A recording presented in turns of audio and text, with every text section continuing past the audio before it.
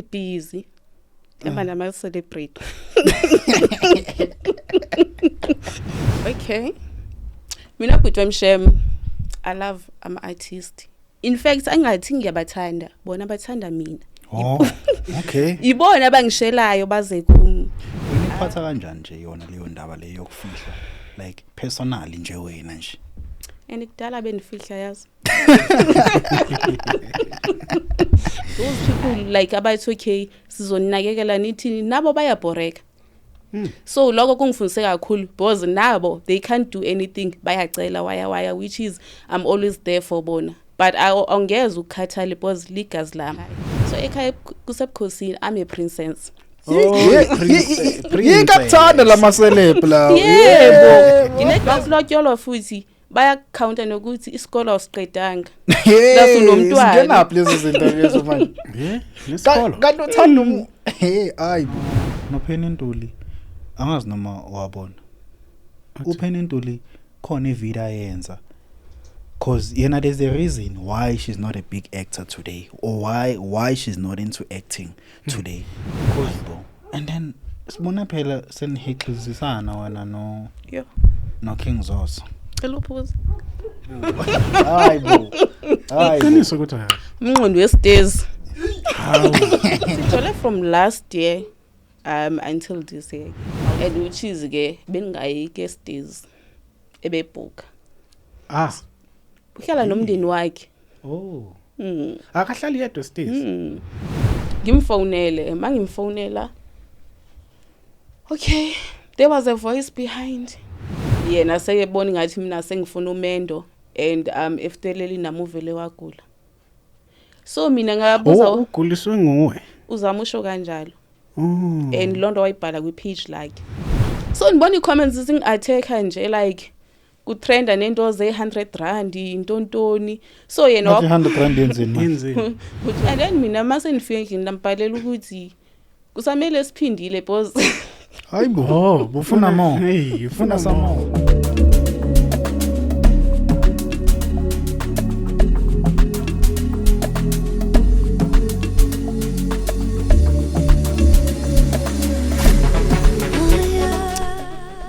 Hey, what up, good people? It's your boy, Lead CM. I'm the one and only Martin, and as you already know, we are back. We are back, guys. We are back. Yeah, we are back. And I'm not alone. We are back with another episode. I'm joined by Intombi. I'm a celebrate. Nanamhla. Dala sile kunjani? Ngiyaphila bhuti wami unjani? Ngiyaphila. Nami ngijabulile. Kade ungifuna vele. Kade uyalazi. Ndifikile ke. Yeah. Umuntu ongatholakala indaba vele. Hey, busy. Emanda ma celebrate. Yeah ne. Hey, aske nje siqale lapho. Kahle as someone ne because yabona like people who are known or abantu which we consider as celeb bana lento yokuthi vele I can't date umuntu oyi celebrity yabo. I don't know why like but most of them bana ma reason wabo ukuthi hayi but nje in most cases baba na lento yokuthi they don't want to date like ama celebrity. They should rather like date abantu abangaziyo. You see njengawe nje umuntu mhlambe in the media space ongakalenzi igama nomuntu bekazona nomuntu ongathi uyaziwa noma phezulu kwakunjani nje wena how was the experience like for you like in terms of ukuthi ube like you know what I would rather like date umuntu ongasi celeb you see cause I feel like umuntu ku media space draw a lot of attention and kuba nabantu baba involved even ke relationship yethu ungayichaza uthini mhlambe in general nje. Okay, mina butwa mshem I love artist. In fact angathi ngiyabathanda bona bathanda mina. Oh, okay. Ibona abangishelayo baze kum. Like most of my ex wami ama artist. from kwi-background yami ngama-artist, even my people they know ukuthi okay namhlanje vele uJola nama-artist. I think mina ngagcina uJola nomuntu nje like ongo-artist from a high school emakhaya. So since nje ngijola nama-artist like mangijola nomuntu ongo-artist vele bengathi angijoli yazi. I don't know why. Serious? Yeah. So ngijwayele ama-artist noba ke umuntu ke kufihla but mangijola nomuntu onomali nje hayi akujoleki. Joleka kuma-artist. So uyabekezela bekufihla? Sizothini? Kumele. It's life. But lo muntu athi uyakuthanda. Yeah, but umuntu usuke ekuthanda. Omunye ke ufike ekufihla ngezizathu ezithile uthola ukuthi maybe there is something behind scenes unomuntu. Omunye athi hayi indaba zamani ufuna zaziwe iSouth Africa yonke. But uthola ukuthi mesho kanjalo it's not because uyakufihla like uzama ukuprotector, uthola ukuthi maybe unomuntu wakhe. Yeah. Wena ikuphatha kanjani nje yona leyo ndaba leyo yokufihla like personally nje wena nje? And kudala benifihla yazi. I think sekwangena egazini manje angisenandaba. Sala benifihla. Yo, bangathi lo nalo hayibo. Maybe yimone party kasazi. Uyafisa yini ukuvezwa kanti ukuvezwa ke? Dithi mangivezwa vele ngilahle. Wakwazama ukuveza? Ngizamile. Yabo kulowa manje ngizamile but kwabheda ke. Yeah. Okay. To umuntu mhlambe ongakwazi unanamhla ubani ndosuka kuphi? Unanamhla intombi yakwaDalasile from Eastern Cape eNgcobo. I grew up eNgcobo ndafunda khona and then I started eMthatha high school yami and then afterwards I went to Durban to do media studies at Boston College ngenza unyaka wami wesi-3. Yeah, mina ngikhule from emakhaya mfethu yeah ndintombi yasemakhaya. Ukuthi nje la eGoli ke sifela ukuthi ke sesihlala la sila eGoli because of imali umcebo ama opportunities omsebenzi yonke into la but mina ngumuntu wasemakhaya. I love nature yasemakhaya. Sila nje because of umsebenzi. Emakhaya mhlawumbe ukhuliswa ubani emakhaya? Emakhaya ngikhuliswe auntie bam. My mom passed away when I was 5. Utatam passed away when I was 12. Yeah. So ngikhuliswe auntie bam, sisters kababa. And then there's my older sister. I have a brother also. Yeah, nabo banikhulisile which is I'm the last born ekhaya. Ninga kama siblings? Sibai 4, but now my brother passed away last year. Sisele sibai 3. Yeah. So growing up nje abazali bakho like awubazi like to that extent ukuthi ube like no like ngiyabazi, you just remember my pictures of how they look like? Yeah, mfethu I don't even know my mom. Ndimbone ezithombeni. Umuntu engimaziyo ubaba wami. Baba wami at least I had a bond. Now ama memories wakhe because I was 12 the time eshona. Umuntu engamazi uma wami ngimbona nje ezithombeni. I don't wanna lie. Yeah. Uthi ukhuliswe unja ukhuliswe auntie sasenjani mhlawumbe isimo ekhaya? Hey, beko right kona like banikhulisile and which is nakhona ngazi ngafikelela to a level ukuthi ngize ngevarsity. Nakhona ekhaya uthola ukuthi and uanti wami was like at least akubekho yedwa ofundile because laba abadala ba drop esikolweni after abazali bethu beshonile bayekela isikolo. So uanti wami ehlezi ethi wena umncane ngizozikhulisela wena at least kubekho yedwa ofundile. So that's what I'm proud of. And which is yimo banakekelayo manje laba abadala. So bona they dropped out because of the situation ekhaya. And then they did what, like to go and look for jobs, like their reasoning more bigger for. Do you understand where they were coming from? Because ma so cool at the time maybe you couldn't understand it's okay my decision are so like, is it like gonna help you guys in the future or it's just a matter of ukuthi angeke lama steps abawathathayo they are not making any situation better. You see, they are just making things worse for you and the whole family, you see, and for themselves. Yeah, and after lo mas be decide kanjalo to drop out, which is even no auntie, they can't say, okay, guys, hamba nesikoleni because badala, you can't decide for abantu abadala. So that's why uanti bam they decided ukuthi abakhulise mina at least ungakhona uzenzela i-decisions because I was still young. Bengakhona ukuthi no, angifuni ukwenza lokho. Yonke into ebethi mangiyenze bengiyenza because I was still young. Laba ke bebe badala, which is they can't control them. But okwamanje ke bayasola because they see ukuthi ubomi bunzima, which is yonke into umuntu mefuna into mile ecelile, and I'm the last one, which is I'm the one who's providing for them. Konto ngiphendulanga kuyona. Ngifuna ukwazi ukuthi like wena ngokwakho kule decision abayithatha ukuthi bagcina ba drop out. Ezinye izinto like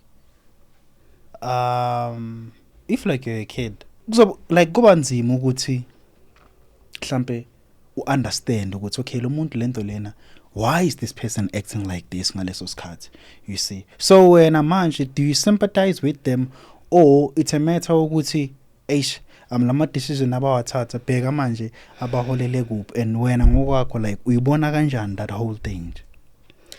Like manje ngiyabanikeza ama advice ba okay guys, do something, like do security, do something, get a license, maybe ugcine so drive ama taxi. Like ngihlezi ngitshela ubhuti wami kususwami do a security, uzothola umsebenzi security. Ngibapha lo ma advice because it's never too late to do something. Noma ungaba mdala kangakanani, especially let's say maybe wa drop kudala esikoleni, you can still do grade 12 njengamanje kuma night school, kuyafunda uqhubele kufunde ngokwempilo yakho. So I always advise usiswami just that ke uyamazi umuntu omdala kunawe uzokuthatha izingane angangilaleli. So there's nothing I can do kulonto umuntu umdala kumele azenze decision yena.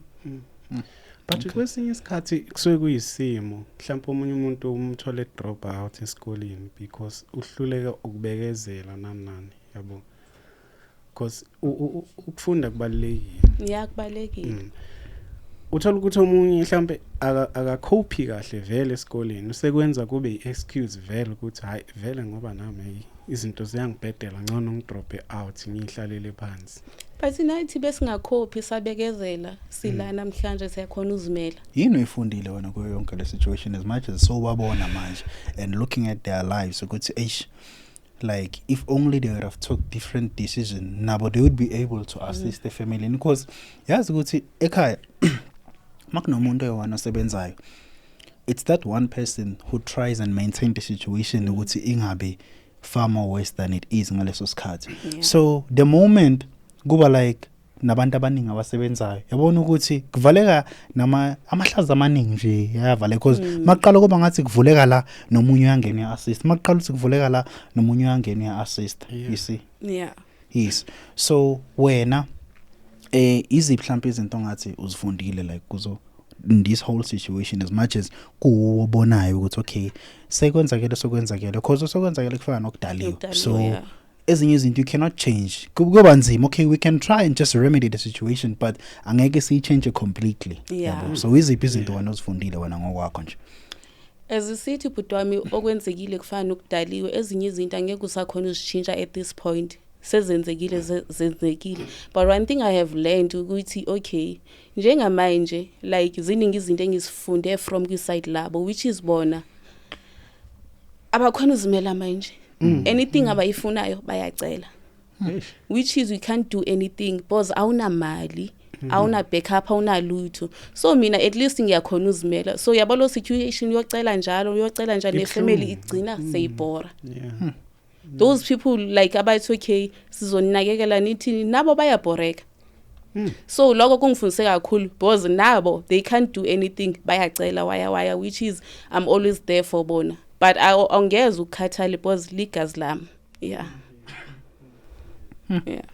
Okay, then do you think the world revolves around money? No. Why do you say that? Because you can't uphila without money. As long ulalukhile noma uhleni. Uyakhona uhambe kumakhelwane uthi akuphakele lonto akuphakela yona. Lapha kudingeka imali. So when the world doesn't revolve around money, when would you live without money? No. Mina angeke ngikhone she. Mina ngikhona. Yeah. Maybe abanye ke bayakhona, phofu bayakhona abanye yasengibabonile. Okay. Then how was how was like growing up without abazali being next to you? Yeah, because okay, about auntie they can be there, but like it takes a lot of I don't know what effort ingayithatha ukuthi umuntu afile ispace saka mama. I feel like umama that portion, not to say ukuthi mhlambe kusuke ukuthi no, it's because of maybe aunt or whomever is not doing what she's supposed to do, you see. But into yokuthi manage that position, it can't be filled by anyone, you see. Idinga yena like umnikazi, like yabona makuthi isihlalo sobukhosi. Not everyone like a village ngafika hlala athi hayi mina ngizoba inkosi for a day. No, funeka yona ukuthi ifike address abantu, ehlale phansi ukhulume nabantu, because maye ngekho yona ku pointless. Noma ngahlala omunye kuthiwa hayi hlala ubhuti wakhe, angeke kuze kufane, you see. Ingakho even nama decision making angeke azafane nokwenza mhlambe kwenkosi vele esejwayelekile endaweni, you see. So how was like life wena without like your parents nje? Yeah, yona ibinzima but uma ukhula without parents bekunzima shame. I don't wanna lie. Sometimes ngiyengifisa ukuthi maybe nami ngi-experience uthando luka mama ukuthi lunjani. Like ngiyabona kuma social media uthola ukuthi umuntu uposte noma wakhe nge-Mother's Day, ngiyafisa ukuthi nami okay, Mother's Day today people are writing happy Mother's Day, ngizothi happy Mother's Day kubani, abantu bathengele igift omama babo. Like ngiyafisa to experience those things, but manje angikhoni and there's nothing I can do. But lona uthando luka mama ngiyalifisa even namanje. Ngiyengithi sometimes maybe amanye ama situations mangibona ba kunzima life yami, ngithi if bebe khona umama maybe ngoba izinto azikhonje. You understand? Yeah. Futhi kwesinye isikhathi kuba nzima ukukhulisa umntwana onganabazali umuntu. Angazi noma bona bake bakucabangeni lokho. Because kwesinye isikhathi uzothi mhlawumbe ucabanga ngomthuma noma kumshaya or kumthethisa, uyibuza ukuthi yena uzofila kanjani, akazoshona ukuthi uyahlukunyezwa ngoba kunje. It's part of the journey. Yeah. Yeah. Yeah, khona kwesinye isikhathi nabo kumele babuye basicabangele because ucabanga kaningi yabo. Yeah. Ukuthi mhlawumbe angasizwa lesa space ukuthi mina nginabazali nani. Kanti kwesinye isikhathi uyamosha yabo. Yeah. Kodwa mawukhulele emakhaya vele, emakhaya bali zonke lezo zinto. Umntwana nje umntwana. Yeah, mawukhulele emakhaya umntwana ngumntwana nje. And shame na auntie bam like auntie wami ungitreatise ingane yakhe aronwana la engikhulise ngendlela right, which is ebengithengela ingubo zokugqoka yonke into nengane yakhe, hayi ukuthi maybe benikhethe eceleni ethi menzele izinto ingane yakhe angangenzeli mina nami bengenzela izinto. Yeah. Which is ungikhulise ngendlela right, I don't wanna lie, but lapho still akayivali igap yokuthi ungumama kekho. You understand? Kokunye ubona ukuthi okay, if uyakuthethisa uzocinga uyahlukumeza, kanti yena usuke ekufaka endleleni eqeqesha. Uthola ukuthi if maybe umama wami bengithethisa ibingeni benandaba. Kuba ngithethiswa umunye umuntu uzoyithatha ngendlela errong. Bengathi uyandihlukumeza. Kanti yena akekho lapho. Ukhona emndeni nobukela kuye mhlambe? Nako uyiwana akekho. Mina ngi role model by myself. Yourself. Serious? Yeah. Awunayo nje vele? Lutho. Ngoba? Hayi. Akekho shem. Kuza engithi maybe ukhona ufiso by maybe impilo yami ifane neyakhe kanjani. Mina ngibona mina ongcono kunabo. Why? Ngiyasho. Ozi mina. Like there are a lot of things esengizi approve ile life yami engizenzile bona bengazenzanga bebadala kunami. So that's why ngithi mina akekho umuntu enibukela kuyena. Akulemazi lokho ukuthi ungabi nayo umuntu obukela kuye.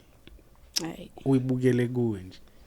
Futhi kusuke sekwenze njani ukuthi wena ubukele kuwe? Ube wena role model yakho. Kuba anifuna ufisa life yomunye umuntu. Yeah. Yeah. Ngcono ngihambe ngepeace yami nangale ndlela uNkulunkulu angiphe yona. Because mangizofisa ilife yomunye umuntu ngithi ngifuna ufana nawe. uNkulunkulu ngiyanginikeze lokho. Yeah. But vele umuntu nomuntu une-journey yakhe yazi. That's Yeah. why we encounter different problems. Yeah, You see. but khona lento ekuthiwa we learn from others. Mm. Uthini ngayo? Well, if we want, I think it's a choice to learn from others. It's a choice. Like, ayekho umuntu ozofika kuphoqa ukuthi no, you must learn from this one. If I don't feel like, I don't feel like. Yes. Yabo. But one thing engayisho ukuthi siyofika isikhathi la khona ube like, okay, into so like yake ngake ngatshelwa, but I've never paid attention to it, you see. So I think kufika ikhathi enjengalezo because vele ifana ukulalela it's a skill, you Yeah. see. Yes. Yes. But mase wenza amaphutha, I feel like ukuthi akekho umuntu ozokwazi ukukutshena. Like ozofuna Uzobona kanjani? Uzozwa ngobani ukuthi no now uyashayisa no. Ayihambi kanjalo buya lapho. Hayi. Mina she mangenza amaphutha ngiyazibona ukuthi okay ngirong. Yeah. Uthola ukuthi maybe I will WhatsApp one of my friends ayimngani wami kwenza ngesona so give me advice. Athi ayibuyisa inyawo hamba ngendlela so na so that's what I do. Then ngithatha ngifake like isimweni sasekhaya nje. Sasinjani vele ukhulele efamilini enjani? Ekhaya kusebukhosini if like komkhulu. Like my dad was a king before he passed away. Okay. So ekhaya kusebukhosini kula kenzola khona izinto like makunamacala qoqwa amacala makunenkinga abantu bokuhlala baya ekhaya. So ekhaya kusebukhosini I'm a princess. Yikakuthanda lama celeb la. Yebo. Nginegazi lobukhosi. Bhekane no princess. Ngeke uphunyuke. Yes.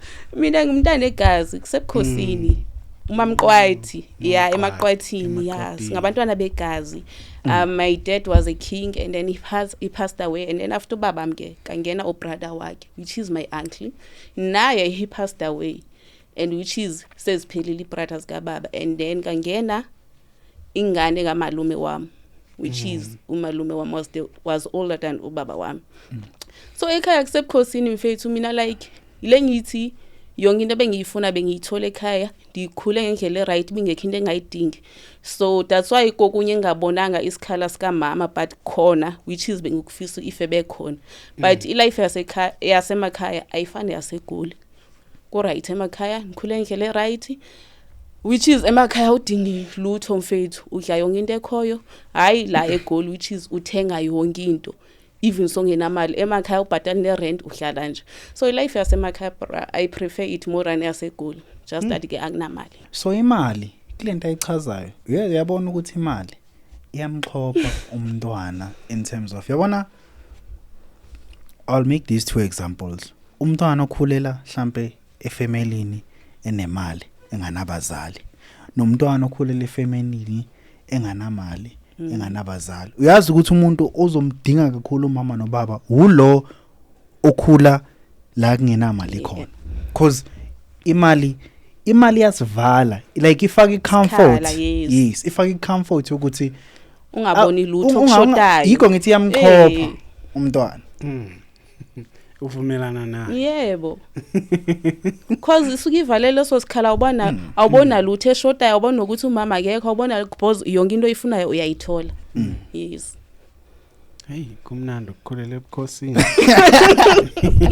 Ukhulela I'm a imali. princess. Yeah. Nkosazana. Okay. And then iziphi mhlawumbe izinto ongathi mhlawumbe uyazikhumbula ezazenziwa nje ezazikujabulisa as much as like ukhulele ebukhosini iziphi like izinto ongathi yeah mhlawumbe ama ceremonies anokwenziwa which would make you happy uparticipate ku wakhumbulayo wena ngokwakho?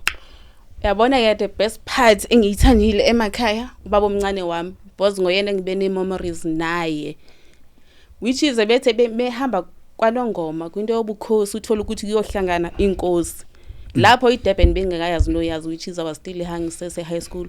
Ubaba omncane wami behamba nami because angithi uma uhamba lezo zinto kumele uhambe nomuntu oyintombazana which is akanangane the first princess. So I was the first princess. Ubaba omncane la behamba khona ebehamba nami which is ebengenangane so bengifana ukuthi ngingane yakhe.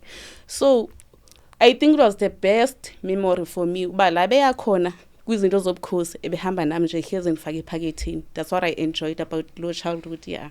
So vele kunemthetho. Hey, because ngiyeza namanje uba lo munye ukuthi kwakhamba umuntu ongenangane. So vele nje ngikhule nawe ukhule umuntu mhlawumbe ophansi kwemithetho nje. Ngisho ekhaya bekhona imithetho nje uphila ngaphansi kwayo. Yeah, bekhona imithetho which is mayinkosi ihamba somewhere inviteiwe mela hambe like nomuntu ongenangane, which is the first princess. Noma ungaba yi second or you can be the last born as long ungenangane. So ubaba umncane wami ebehleze ehamba nami. Ibikhona mhlawumbe imithetho ebigroma wena as a child ongasho ukuthi if it wasn't for them nawe ngabe mhlawumbe awukho la ukhona today. Yeah, ngingasho mfethu because ziningi izinto engizifunde kakhulu. Even if bengihamba naye ziningi nakhona like ukukhulele ebukhosini, ziningi izinto engizifundile which is through ebukhosini ukuthi okay muyintombazana kumele ngikwenze lokho, akumele nguthina, kumele ukwenze lo kanjani. So ziningi izinto engizifundile around wana la ngoba ngiphume ebukhosini ekhaya ukuthi komkhulu like indumntana egazi. So one thing I will say ngikhule ngendlela right. 2 uze ngifike kule age enkuyona which is I don't have a child. Namanje futhi ngisaziqhenya ngalokho. Kanti kuyicala yini? Akusicala ngosukuba nomntana. Yebo kuyicala elikhulu.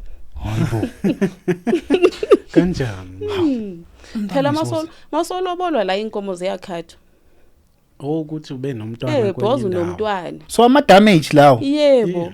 Makulotyolwa futhi bayacounta nokuthi isikolo awusiqedanga. Laso nomntwana. Singenaphi lezo zinto lezo manje? Nesikolo. Kanti uthanda hayibo. Konke kuyabalwa. So njengoba wena uqeda isikolo nje unganange which means uyabiza moswena. Inkomo ziphelele lapha.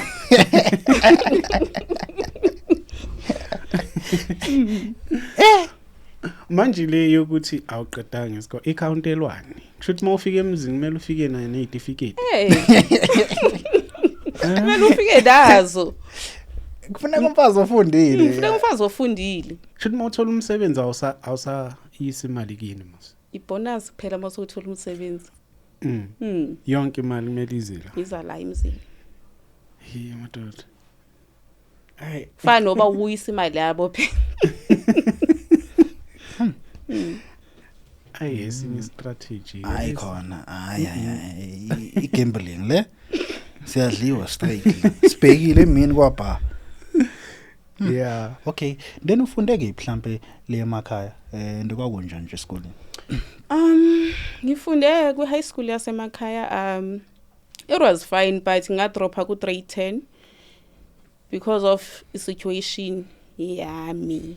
And I repeated to grade 10 if I remember.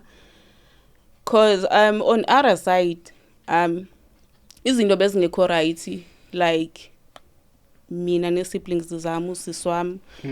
So usiswami like I will be honest now uyayazi lonto. So even everyone uyayazi like abalapha ebuhlaleni la emakhaya. So ibingilamuntu like ekhula enhlukumeza. Ngingakhona like uthola ukuthi sisikhathi sama exams angikhona uyobhala exam because ngisele inengane zakhe yena uhambile almost about 2 weeks 3 weeks. Mangimfonela akabambi phone uthola ukuthi sisikhathi sama exam idlulile angikhona uyibhala. So I repeated u grade 10 ngamfaila and then uantu wami bese ngithatha ke ethi ngiyohlala naye eMthatha ngamphinda khona u grade 10 ngabe sengiqeda no grade 12 ukhona. So yabo when it comes to low party nje I don't wanna go deep. Yeah. Kokunzima ne? Yeah, kwakunzima. Cause she's the older person. Ngangilindele ukuthi maybe antreat ngendlela right but zakube njalo. Uze ngifaile u grade 10 is because of yena. Ngendlela wayengitreata ngayo ngishiya nabantwana ngakhona uye esikolweni ngaze ngathathwa isister kababa wami ngayohlala kuyena ya. Iningi izimo zempilo kwewabhekana nazo esikwenze ukuthi ube imbokodo. That's why ngithi angiboneli komunye umuntu ngibonela komi because ngidlulile entweni ezinzima. Yeah. Ende kwandluleka. Yeah. Kuyandluleka vele. Ungathini kumuntu mhlambe uthola ukuthi nayo she's going through a lot or he's going through a lot and ubona ngathi the light of the tunnel nje nalalikhona kuvalekile. One thing I will say umthandazo uyasiza sometimes awusizi. Some people they say okay mawuthandaza uNkulunkulu akaphenduli same time. But mawuthandaza ke ube nethemba. Hayi ukuthi uthandaza ungabi nathemba.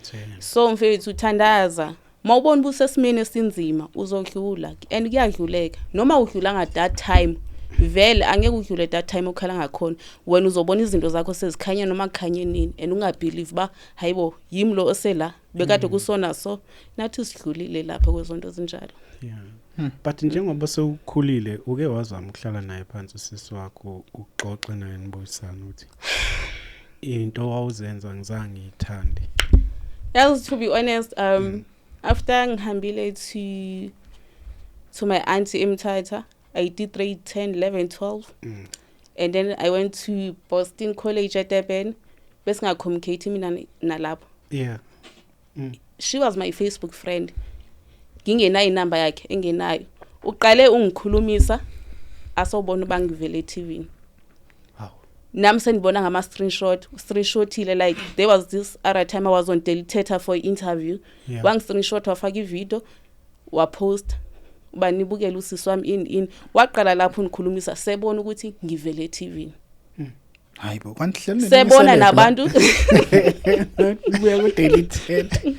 Okay. Sebona nabantu ukuthi ba share into zami okay unamhle was on Deliteta unamhle shooting Durban Jen waqala lapho ngithethisa.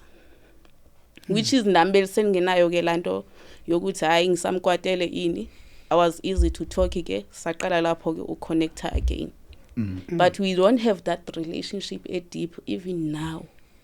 Because iyakhona upheli 2 months singathethanga ku WhatsApp even today. Yeah. So ngaba abantwana bomuntu kodwa niphinde ningazwani kuyenzeka ne? Kuyenzeka butwa. Kuyenzeka. Like umuntu engizwana naye kakhulu it's my brother use Cape Town engiza emva kwakhe. Ngoyena engizwana naye kakhulu. More than usisi wami lo. Kanti kuyiqiniso ukuthi vele manje ngamantombazana anithandani vele. Even if umuntu ngangaphandle or ngilozalwa naye kuyafana. Anizwani ezabantu besifazane. Ngaphandle kokuthi uanti wakho uye owayenefiso ngawo ukuthi uqede isikolo, usebenze, uyofunda and all of that. Wena wawunefiso ezicishe efana nezakhe mhlawumbe noma wena vele mhlawumbe wawufuna vele ukuyidumela nje. I mean angiso baba wayishiyela imali so zaphuma imali zikasisi wami zaphuma imali zikabhuti wami hibore ekhwantwami driver ama taxi eCape Town and then my sister wayirava zakhe imali so mina ngangifuna imali yami nje ngibonisa ukuthi okay if I can do this and that ngale imali yami and they were like no you still young hamba esikolweni le mali uya ngayiversity esikolweni so ngasizeka kanjalo ya akusebenzi ukuthembela ifini phela into efika phela mfethu. I know phofu nganingazi ngingathi I know awungazi ngingazi but today yangisiza ke because ngaye esikolweni ngaqeda futhi now sengiyasebenza which is ngoba yona maybe ngekade yaphela manje nginalutho. Yeah. Hey, wathola into odluza imali. Yeah, ne. Endakulaleki baqinisene noma badakulaleki mawunemali. Yo. Akulaleki shamaron wena la. So, ongalali vele now. Yo. Ngicounti. The next thing sikubona by blue. And wana mawunemali imali stupid yazi because imali uzoba ne 100 and something ukhiphi 1 rand uzofuna ukuyibala futhi ubone ukuthi njengoba uyikhiphile 1 rand iyehle kangakanani but wazi kahle ukuthi iyehle kangakanani imali hayi ingenye indlela. Okay then awungithatha ungifake in your schooling like maso ye tertiary like because you said you did media studies into mhlambe wawuyifuna noma nje into yaqhamuka ube like hayi I can just do media because abanye ama course yawathatha ngoba uthola ukuthi I'll just do it nje yabo. Yeah, for the sake of doing into vele that you are into oyithandayo. At high school I used to do drama. So in drama I was perfect kuyo ngithola ama certificates. And then my dad before he passed away ebehlala la neGoli Foslo which is sasimvakashela. So umakhelwane kababa lapha eFoslo ibinguntombi waku-generations lo wakudala untombi. Ngiyambona. Umfazi kaSibusiso Dlomo. Yebo. Usindi. Oh no. Lo wakudala. Untombi. Lo wakudala. Sonia Mpele. Sonia Mpele. Yes. So ebengumakhelwane la ubaba bebehlala khona. So and be close nobaba. I think into yedrama ngayithatha from kuyena. And naye which is wayebona like ubaba emtshela ukuthi okay lo ugood kwidrama esikolweni uyaphasa ini. So one encourager kwizinto eziningi ukuthi okay from high school kumele wenze so I will guide you. So uze ngiyenze imida is because of her and why and guide Hashem. Through it's okay mawufuna usizo just call me, I will tell you what to do na kanjani even now which is sa communicator namanje. Nontombi. Yeah. Sonia Mpela ayintombi. Ungathini kuye because izomthola le video lena. Ungathini kuye izomthola le video le. Ngifuna ukuthi okay ngiyabonga ngako konke ama advices angiphe wona. Maybe ngoba ngikhola if ibingo uyena because ungiphushile. Like life is not about money as ngishilo. Mawuthola umuntu right life inakutshela ukuthi yenza lokho nalokho. So yena I think naye maybe he was there for me, she was there for me as a sister, one encouraging ngibonisa life bangimele ngihambe kanjani even today usenza nalokho. So I just want to say ngiyabulela ya. Ende vele naye enye into lento ukuthi abantu bacabanga ukuthi lo sibasiza ngemali sometimes ukusiza nje advice umuntu you see mhlawumbe onokumnika izinto ezithile hayi imali because umuntu nje wathi nje ucela umsizi usefuna imali yena hayi and mawakamnika imali awakamsizi Hey, yeah. So ukusiza umuntu nje it's not about money. You are right. Ungamsiza umuntu ngokumadvise ukuthi enzeni. You see even nama advice on its own still ukumsiza umuntu lo ukuthi umuntu nje uthathe sonke isikhathi sakho ukhulume naye umtshela izeluleko ukuthi ne just do this and do this some guide and you see so yeah you are very much right. Yes. Okay.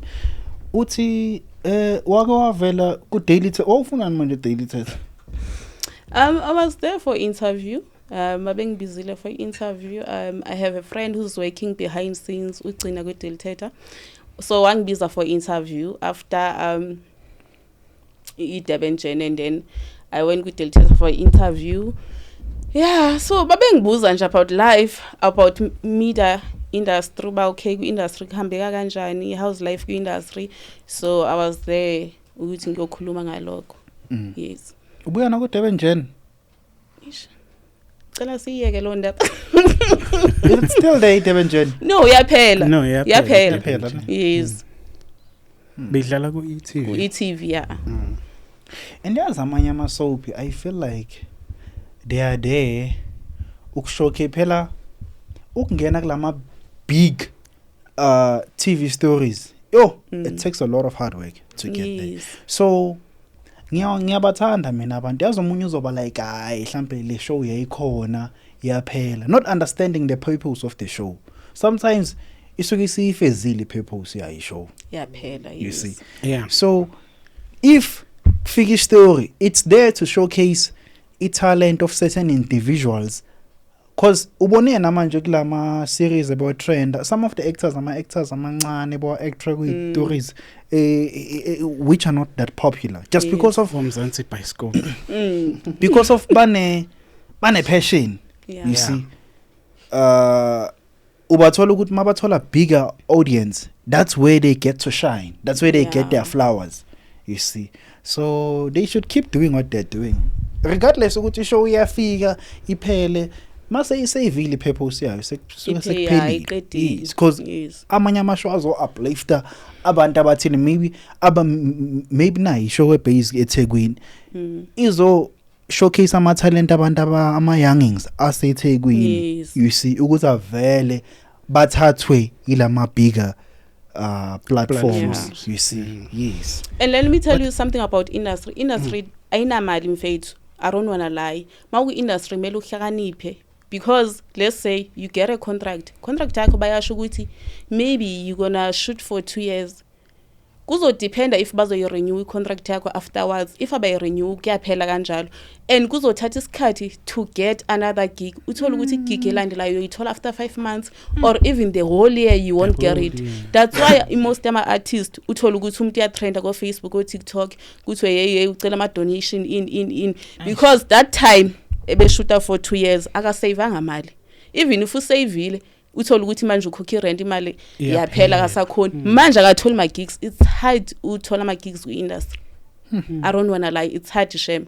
And ma uthola i-gig, make sure when you inning uvula noma i-business encane eceleni, something ezokusiza mase kuphele lo contract. Because yaphela la contract uzophila ngani if ubungasave or awuna business oyivulile eceleni.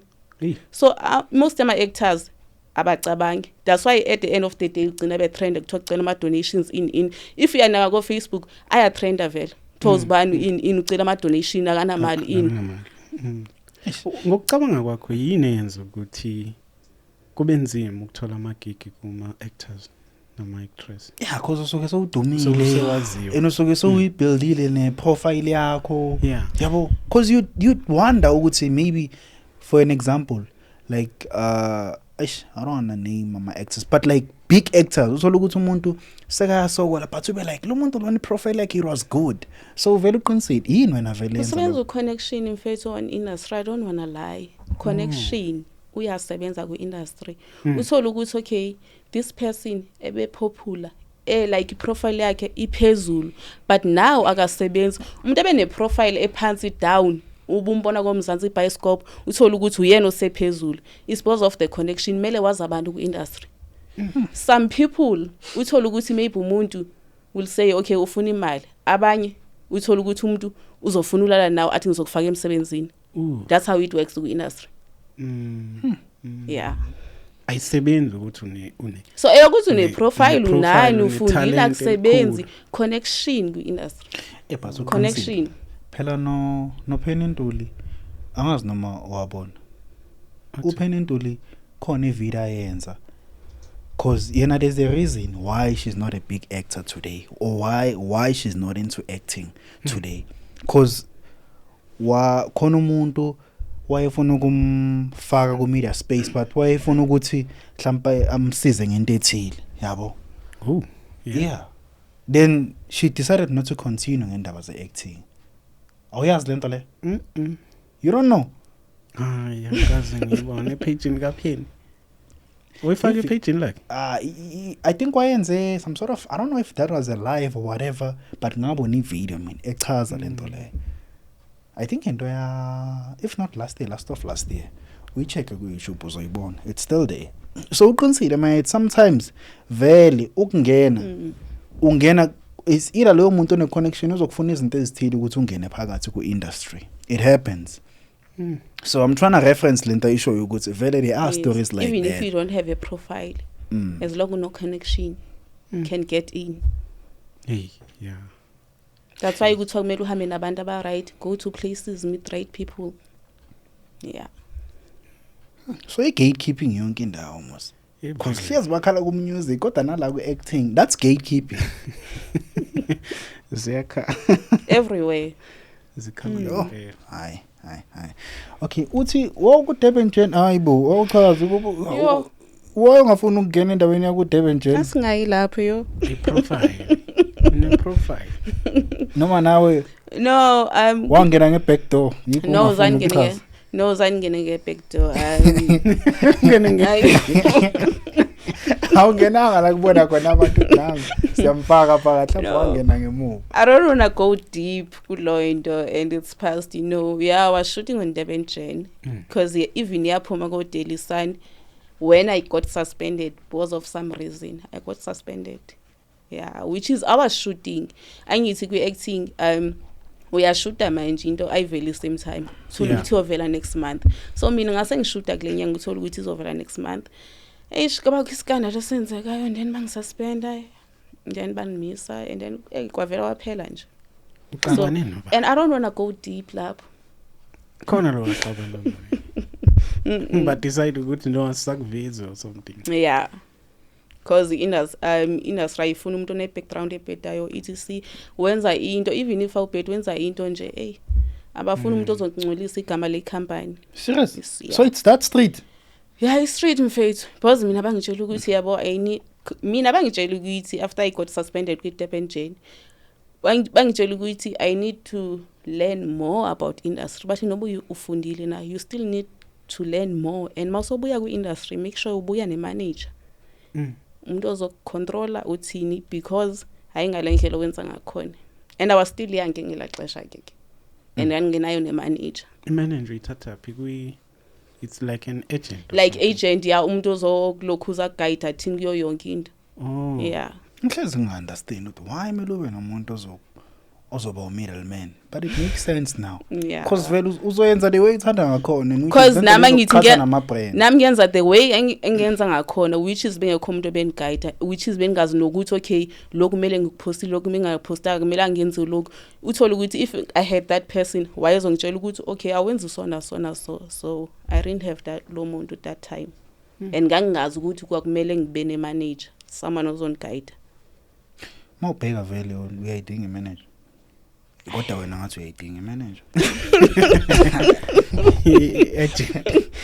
Hayi ngayidinga shame. Hayi wena uyayidinga wena. Uyabona. But you don't know, abanye abantu bayakhala ngabo ukuthi ama-agent adla imali Badla eningi. imali yabo. Inkinga yiyo le. Yeah, most of my agent adla imali. Yeah, because uthola ukuthi amanye mawusayina under yona izofuna imali. Kanti ama-agent mawusayina akumelanga i-agent ikufuna imali. Kumele idonse imali from kwi-first gig yakho. So ama-agent akhoyo manje avela afuna imali. Then at the end of the day umuntu angakufuneli nomsebenzi, uhlale 3 months, 4 months, 5 months ungatholi umsebenzi. Lapho imali yakho ihambe mahala. Even a year you can stay a whole year ungatholi gig. Eish. Lapho uthola ukuthi wakhupha 1.5 for agent. Yeah. It's a once off or we keep every month. Depend. Uthola ukuthi it's a once off ngonyaka, then maybe uthola ukuthi after 3 years amanye. Uthola ukuthi kwabanye uyasign and then umuntu usezamane donsa kuma gigs wakho 30% lo nto enivumelana ngayo. Yeah. Awusho with yonke lento eseyenzakile like with you now having an experience in the media space, usokwavela na ku Daily Theatre ovela na ku Durban Jane or working with Durban Jane if I could say, like, do you regret being into media space? I do every day. Serious? Yeah. And you know, and after 312 or 8 ngenzi law, and then I was like no I won't, because angithi ngani hlezi ngibona uSonia Mbele, and which is now why hlezi uthi okay do izinto ze acting, so but I media bra, if bengifuna ubuyele ngekudala nibuyele manje, but I don't want to go back. Ngono le life ya behind scenes. Ibhlungu ukuthi ube lapha up front. Yeah, kakhulu. Vele lapha kuma screens. Maybe uqinisile because most yama actor nani abangithola bephathwa ama depression uyibuza ukuthi Uthola ukuthi umuntu uyazibulala. Abanye baphuza amaphilisi yeah. Si stress mfethu, like there's a lot of stress in us, I don't want to lie. Yeah, imali ikhona and bakhona ngeso sikhathi iphindi iphele. But uthola ukuthi ke umuntu unenkinga zakhe, especially when it comes to my gigs, because it's hard to get gigs. I don't want to lie. Uthola ukuthi umuntu ke asa afford rent akasathini ke ungazibulali lapha. Usabe nophuma yesitolo, usabe noyorent elokishini ukuthi abantu bazokushuta bakukhiphe emaphepheni. So I don't blame lama actors egcina ezibulala yeah. Kuyazwakala. And ngibona ngathi wawu SABC Kempton Park ofuna ndaba. When? There was a time I posted uzofaka drop in a location ukuthi say SABC. Oh, nah. I was there for a radio interview. Okay. Yeah, I was there for a radio interview. So you also want to go to radio? Yes. it's a media. Yeah. The qualification why it's all le media, like where can you work like to someone who's about like okay you've got media studies because Yes. ukona maybe also about like ufundi media inani, you see, and imapa ma opportunities that are we looking at with your degree or your diploma? Is it a degree or a diploma? It's a diploma. Okay. Behind scenes as a first ID, producing my own story. Yeah, I can directing, Yeah, those are the things I did at school. So yeah, producing your own story, it's a lot, blah. It's a lot. Kumele ubhale incwadi is like Bible, so I don't have that time. So yeah, and then as first ID, yeah, Ufunda kuphi? Boston College eBoston. at Boston. Durban, yes. Yeah. Okay. Mina ngangithi ngifuna ukwenza le sound engineering lapha eBoston. And Hey. ikhona, yes. Hey, yayidura ngalezi ayikhathi. And kuyadura amakhosi wakhona. Hey. Usibhatalele wena Boston nani? You were never funded by NSFAS. No, our sponsorishwa Our nge-NSFAS eBoston, it's a sponsorishwa, private college. So Not mina private. which is ngifunde ngemali ezoba bebengishiyele zona. Yeah. Boston vele It's a NSFAS private. can't. No, you No, can't. You can't. NSFAS, no, private. it's a private college. Can't contest. Contest, not accredited. Hey, at least. Hey, mfana mnyama. Yeah, kunzima because eBoston iyadura kahle. Yeah, it's too much expensive, Yeah, bro. ne. Dura Too ngempela. much. And imali yabayifuni. And ufunda online. Yeah, online. Yeah. Abanasikhathi. Yeah, but ekugcineni ke yeah, It's worth it, isn't it? it's worth Yes, it. with it, Shame, I don't wanna lie. So manje, what do you do now? Now I'm working a call center around back and nalapho nje, so I'm enjoying nje industry ikhipole kancane because I know when I go back ngizokwenza idrama. Oh, vele. Umuntu wedrama. Vele umuntu wedrama ne? No, bayangisukela. So mina bengisukela I won't chill. I will fire back. Awusho vele. Uwathanda ama celeb noma ama celeb athanda wena? Iwona athanda mina. Hayibo. Yes. Oh. Yes. Ngachana umbuzo wami. Hayi. Before siya kule ama celeb nani awungitshele nge-call center uyini yini inbound outbound.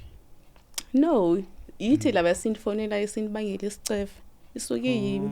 Yes. Drop calling sathi hello. Yeah. Uyi drop.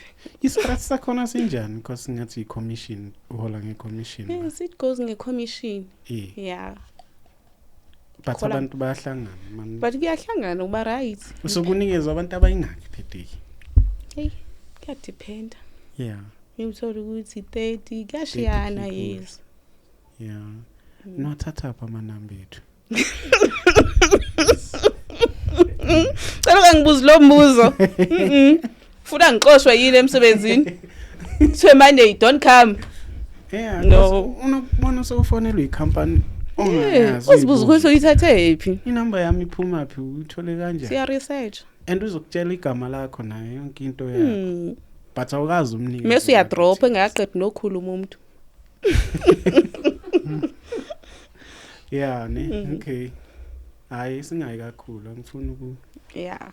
Ngizomfaka inkinga Yeah. vele le. Bazongixosha. Because lezi zinto lezi ziyafika uthola umuntu sebathi emsebenzini sekubonile wena. Hey, take your bags and leave. Yeah. Kuma celebrate.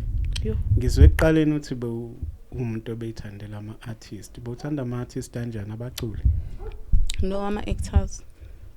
Oh, uyabona ke mina kushuthi ngikuze ngeindlela because bese ngitshela ukuthi hayi mhlawumbe khuluma ngoSjava. I know. Ama actors. Laba abaku field yami, which is engisebenza nabo engibabonayo, yeah. Yeah. Oh, you like what you see.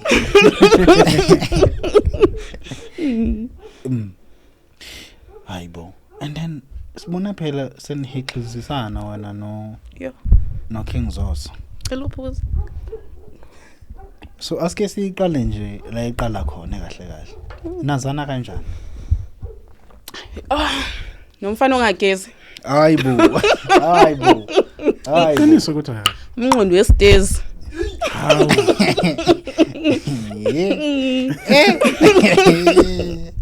Hey. Wako waya ku stage. Anikaze ngaye. Usigcina ethombeni. Sicina sithombini. Angithi kuthiwa ndi intombi yaseGoli. Hawu. Kanini nihlangane kanjani ungazange uye stage? Social media. So social media. Yes. Ubana text munye. Uyena. Okay. Maze from Kudala. And then again, yo. I don't want to go deep. Hayi, awuyichazele. Awuyiqonde nje kuqaleni. Okay. Sijole from last year until this year. I will say until this year.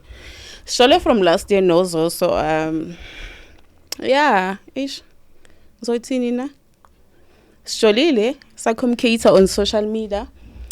And then again, angithi uhamba igoli yena more than mina like ngiyahamba eDurban but not that much unless maybe I'm planning a vacation or athi umuntu uzongivakashela, and I do have a family in Durban.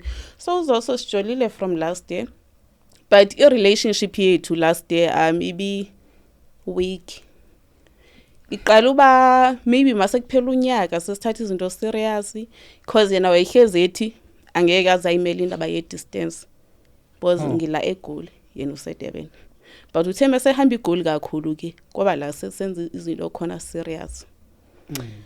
So we dated from last year ke, and then yeah fine sibonana nama ngiseDurban siyabonana, and which is ke beningayi guest days ebebook uhlala nomndeni wakhe.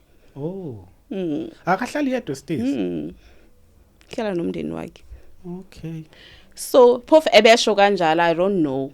Okay. So ye must dibana ke bebooka even mela eGoli uyabooka. Yeah.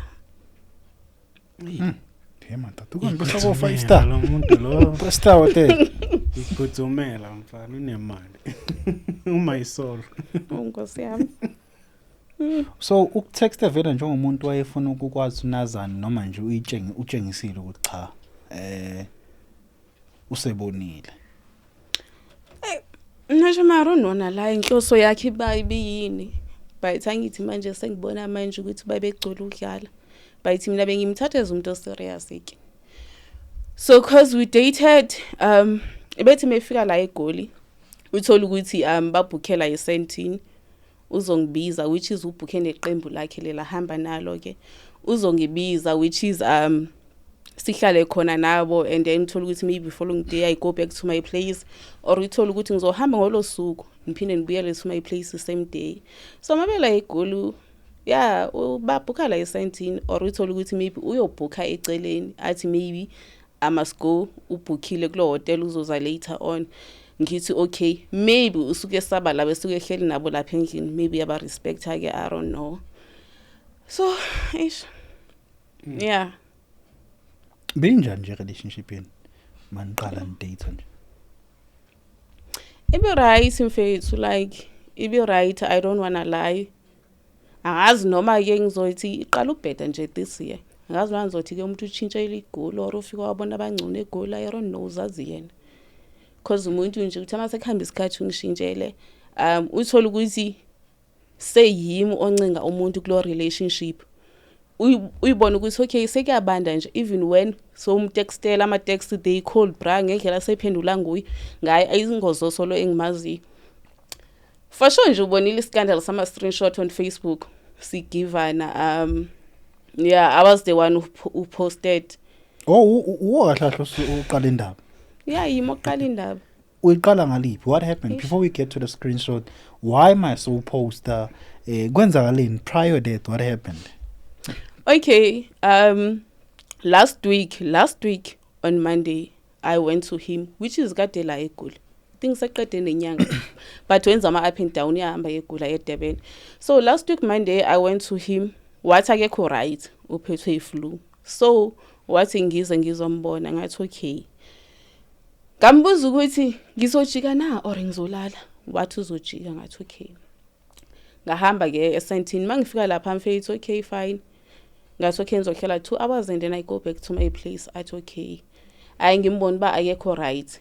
And then ke sichile. So ukubone like even the time bengimvakashela la e-17 it's like mingumuntu onfihlayo kwinto ezininzi. Because uthola ukuthi if kunabantu kula apartment uzofuna ukuthi ngaraise ivoice ngikhulumo or ngiphume uzoqala back ba kunabani lapha endlini. So I really know into eyenzeka behind scenes lapha ya.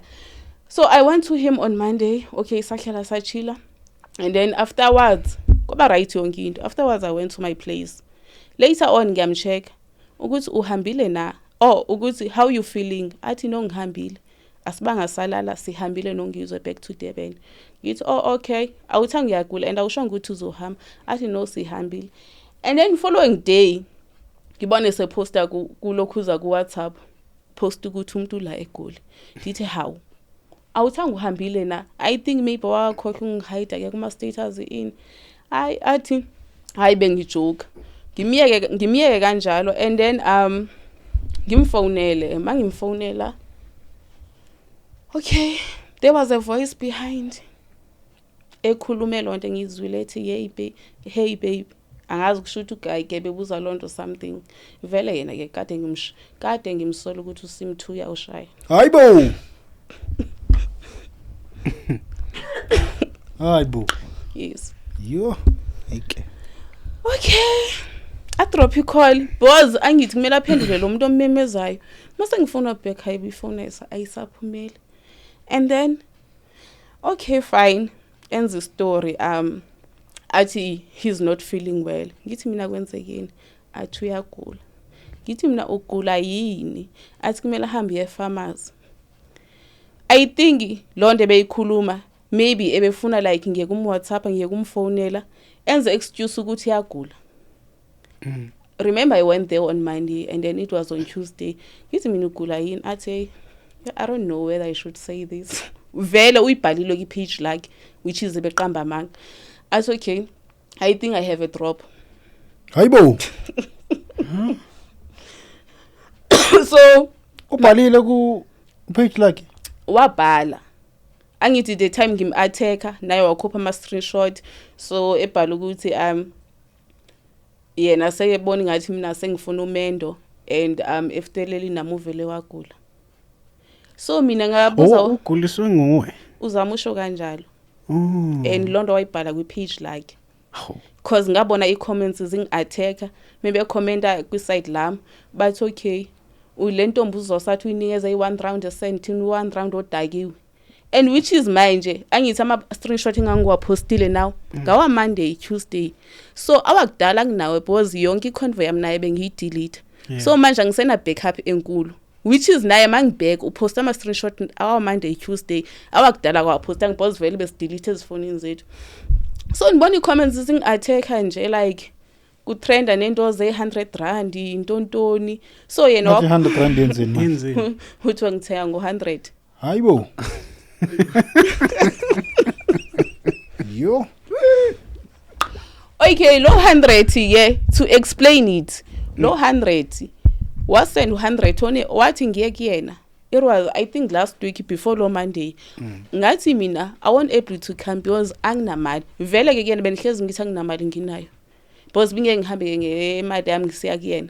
So ngathi mina nginamali. So that time I was in Randburg wathi angicheck iUber screenshot tell Uber was like 69 and then was send 100. So yena wathatha so screenshot wathi ngithenge ngo100.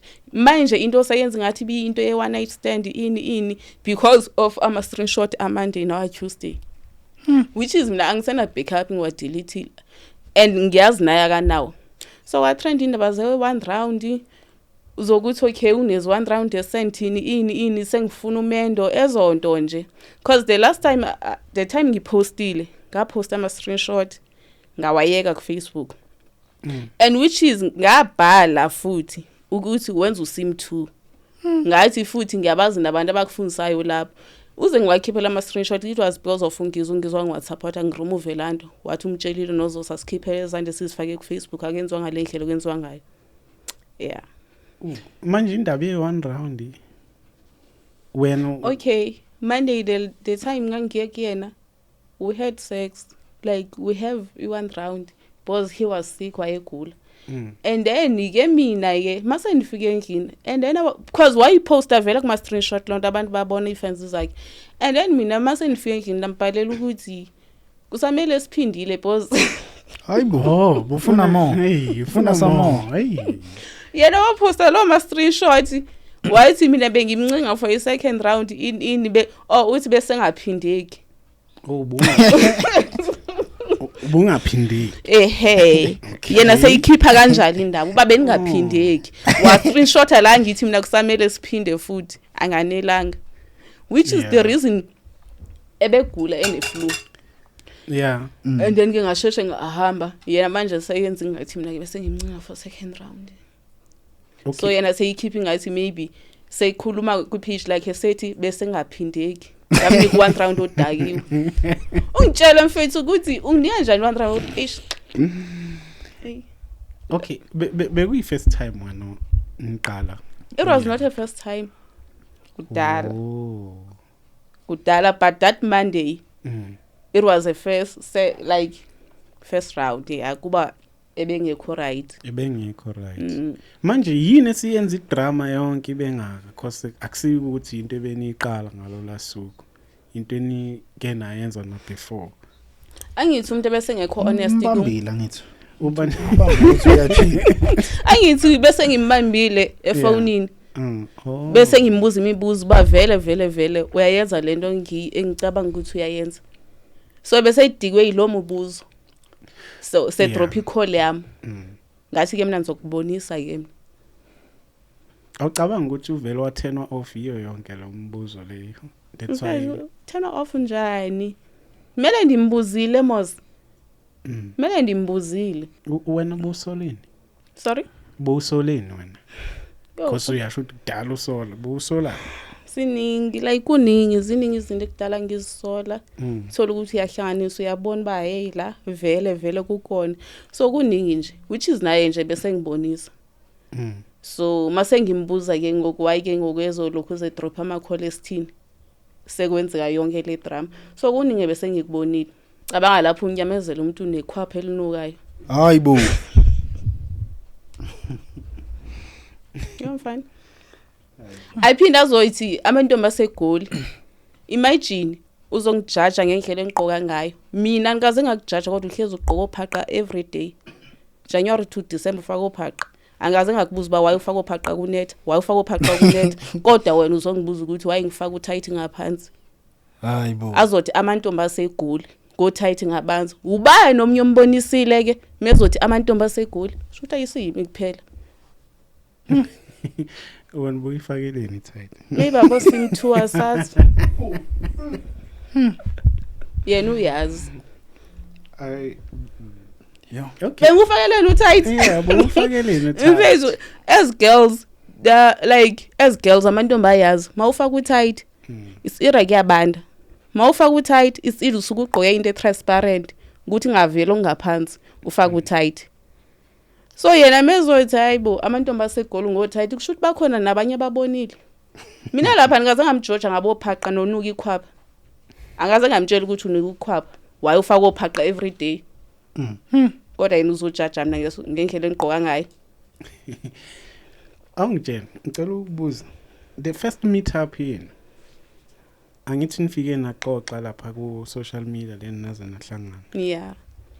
Uthe umbona yini obuyithanda ngaye? Imali. Hayibo. Next days. Ufuna ukulala stays. Uhambile uJonas. Imali stays. Naka konke. Shota gas. So imali onayo vele iqiniso. Yo, iningi kabi. Asikhuluma ngo3 million la. Sikhuluma imali yakhe. U3 million lo worry. Asithethe. Sikhuluma imali yakhe ayi u3 million. Imali ikhona. Uze wafika kuleyo point le uthi akukhombisa ukuthi unemali. Yeah. Kaningi futhi. Because nje FNB notification we click 500,000 1.5. Ibuya mari kuzosoba futhi. Kodwa ngeke akhe stays enganamali. Hayibo. Manje inemali enkabi yami. Angithi nithi uthwele.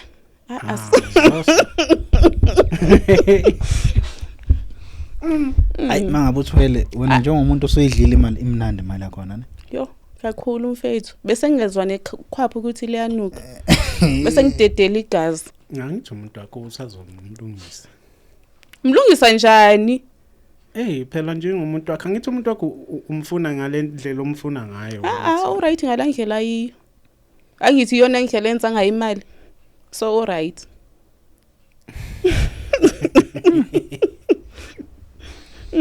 So kahle bese ndate for isikhathi esingakanani? Siqale last year udata but ngizoyithini bingekho serious like lando ukuthi bese uthola ukuthi maybe siyazibana uzani neDurban uzani neJoburg kuphinde kuthuleke kanjalo. Then this year ke kula siqale khona uba serious ngokuthi asuka hamba igoli kakhulu. And ubonga bani kuyo yonke lento phela mina sho ubonga ungizwe phela kube kasongizwe ulethe ungizwe egoli. Eh ulethe ungizwe ngathi ubu podcast somewhere. Yeah. Angithi ulithwasa likangizwe kumele agxile phaya belithwasa likangizwe. Because yona into ayaziyo le. So manje mawubhekile nisazoke nithi ukuxazulula izinto noma Eish. Kumele. Why kumele? ngoba usamthanda. Kusho bani? Maybe ke makuthi eish. Maybe makuthi umuntu uxazulula izinto uzobe esekhumbula imali ayo kunye. Hayibo. Maybe nobe senikhumbula imali ayo kunye. But angiboni. Ndingathani ngiboni. Andazi. Asilazi ingomso. Yeah. Yeah. La manzi ake hama khona phinda hama futhi. Asazi. Kobonakala. But when samthanda. I don't know. Andazi inhliziyo yami imephi ngoku because ungihethile angithi. Yangithi ukukhetheka kusazohamba khamba kudlule.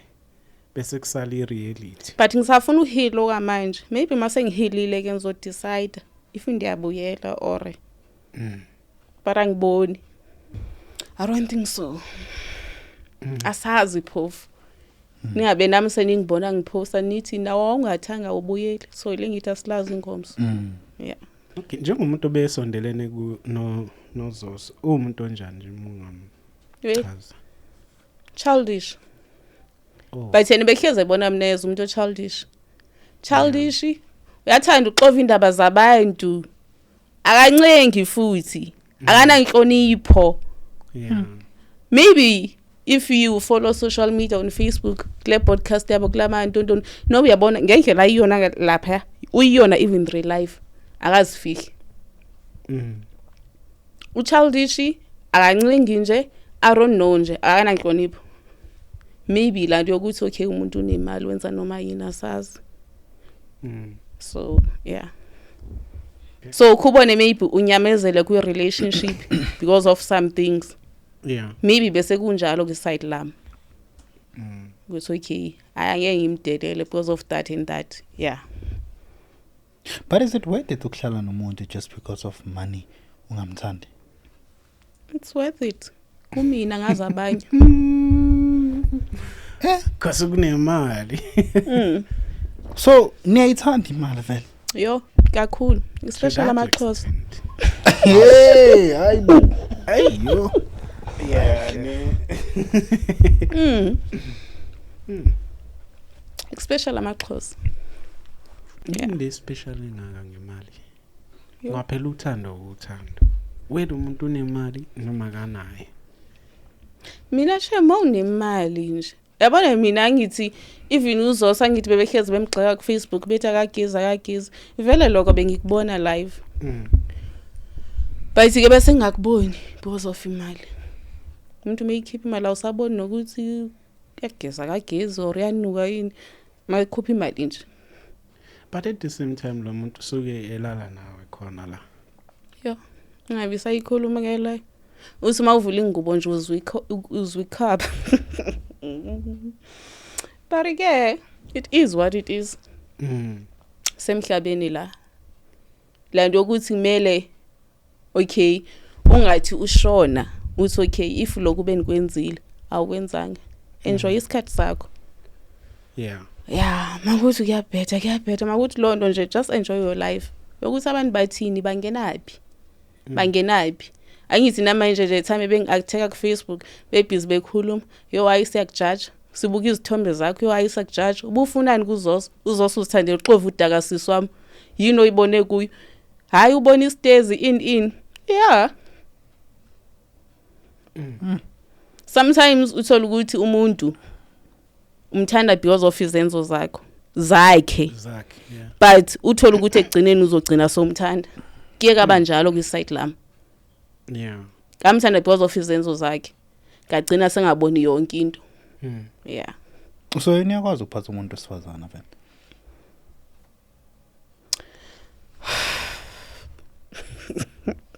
Yeah.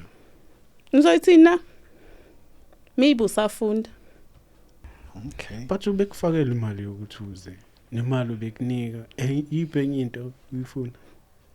it's not about money bro like Yeah. respect Yeah. like ungirespect ungakhulumi nami noma kanjani uthola ukuthi uzokhuluma nami noma kanjani because uyangenzela izinto so yena kwi-side lakhe bekubanjalo respect nje ayikho irespect ihamba nothando Yeah. yena vele imali ebeyikhupha but irespect ayikho so mina bendihlezi ngithi maybe usafunda or usakhula I don't know yeah But at least ke ngade bekufihla at least uvelile this time. ngendlela wrong kodwa Yeah, awuvelanga kahle kodwa uvelile akufani.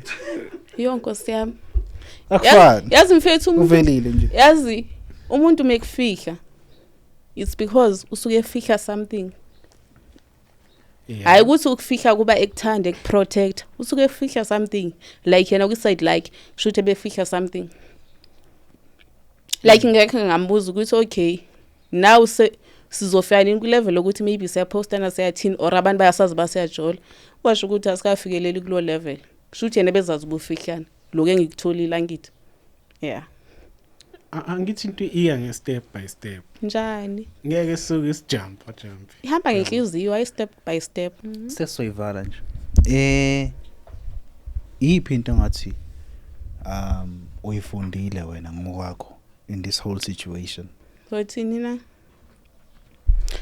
abanye ukufundile nje ukuthi nje hayi amadoda ayahethana futhi nje maybe libad lam but ke vele ke bendihleli ngizithandela amanye amantombazana Hayi bo. Kanjani? Ushithini? angithi naye one keeper ngizithandela amanye amantombazana Yeah. ngenza yena serious yeah so nje hayi abafana bayahethana nje I'm fine ngabo ngona amantombazana Usho ukuthi amantombazana angcono kunabafana. ongithole ngijola nentombazana wathi yena ngeke akhompithe nentombazana Hey kuningi la. Ay kuningi. Yini mnandi ngokuthi ni date same gender?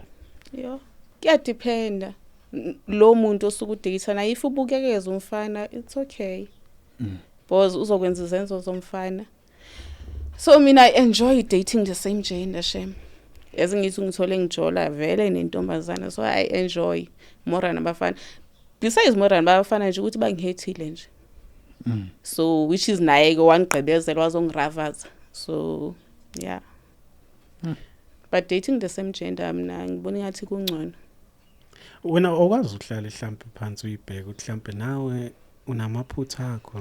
Unamaphutha mina just that I love hard bra mangimthanda umuntu ngiyamthanda Uthanda ngayo yonke into. yeah uyogcina ubhoreka naye that's why sethe ngicine sengibona umendo kusho ukuthi bese ngimnikeza uthando lutho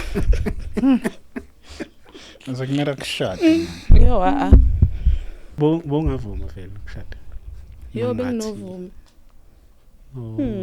Cha kusho ukuthi bomthanda ngempela. yeah inhliziyo ibiseyivulekile No, yazwakala. Anyways, thank you very much for coming. Yeah, we've been longing to have you on the show. I know Yeah. But unfortunately, sakuthola vele sesikuthola so trenda ngenye indlela but akusenani ke yabo. Yeah, we really appreciate that you have managed and to come and you are here. So I would like you to ukuthi mhlambe ushi message maybe to young girls yabo who are going through the most yabo because now at some point you were once now that young girl who felt like the world it's over for you but you came back and here you are today You see, you bounce back, and this is you now. You see, and you know one thing about scars. Yeah. Or one thing about ukuthi how you grew up and nama experiences ondlule kuwo. They don't show akubhalwanga ebusweni la ukuthi you've Yeah. suffered. You see, you've went through this. You see, mawuvela nje people babona Umuntu alright. ubuntu yabo. Yes, you see, people babona umuntu nje like who's just living a normal life, all right, or sharp, not knowing the things that you went You through. have been through, yeah. Yeah. So I would like you nje just to share like a message nje just to young girls, just to give out the word of advice yabo Yeah. to our girls out there. Okay, things are issue ukuthi like as girls, like let me start ukuthi nje umfana makuthi uyakuthanda kumele akubonise and angakufihli. If someone is hiding you, it's not like he's hiding you because he loves you or he's protecting you. It's because he's hiding something else.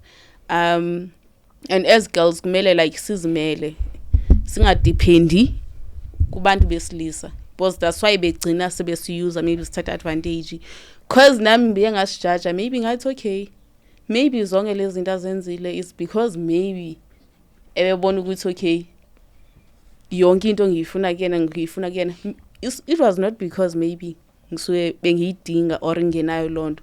It's because like benifuna yonke into enze lonto, uthola ukuthi umuntu maybe besecikekile eboreka. So as girls, let's learn to be independent. Singadepende ebantwini because the most dependent, that's where besibona as useless. So yeah. Okay. Yeah, any message ku umuntu wakho? Umuntu wami ngiba. Eish. Yeah, umshiyele message nje ezokwenza ukukhumbula. No, yena ngimfisela ukuhle ngelife yakhe. So I wish I knew earlier ukuthi like my peace is more important than keeping someone. You understand? So ngicine sengazi ke manje la nekugcineni, so angimbambanga ngalutho. So I'm just fine with him. Life yakhe iqhubeke ngendlela right. I-second chance ikhona. Asazi. Yeah. But angiboni njalo. Oh. Kuyodependa nakhona ba lo second chance isuke iza kanjani. Iza nani? Iza nani futhi. Yeah. Okay. Okay. No, kuyazwakala. Okay, I'd like you to share your socials on that camera ukuthi abantu bakufollow group and where can they actually find you? You see. Okay, on Facebook igama lami uNanamhla Dalasile, on Instagram Nana Dalasile, on TikTok Nanamhla Dalasile. Yeah. Okay. With that being said, please do like, share, comment, and don't forget to subscribe. And we are out.